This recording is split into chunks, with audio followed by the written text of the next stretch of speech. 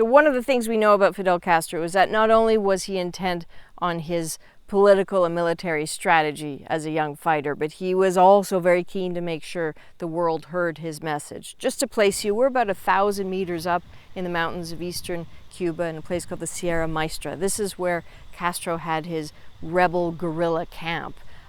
It's a place that was very well camouflaged at the time. He was paranoid about having the Batista forces find him and sort of end his life, but also the life of the revolution.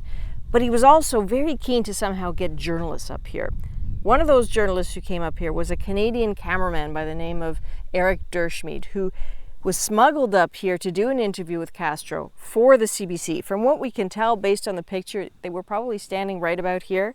The questions were all about politics, and the answers, of course, began with the lighting of a cigar. What kind of government would you establish? Would you be president? We will establish a real representative and democratic government. Tell me something about the plight of the ordinary Cuba. The first plight now is the lack of freedom and justice. And after that, a low standard of living, hundreds of thousands of young men without job. But Cuba is a rich country with a wonderful future if we only have good governments. Do you ask help from the US or Canada? What we want is only the sympathies of their people and the neutrality of their government.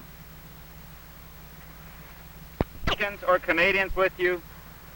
Yes, we have several Americans with us, not any Canadian.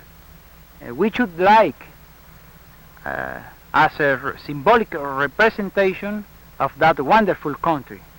Would you like to invite some young Canadian to fight for Cuban freedom? But remember, they ought to get with them that Stern machine gun so good that you, the Canadian, make.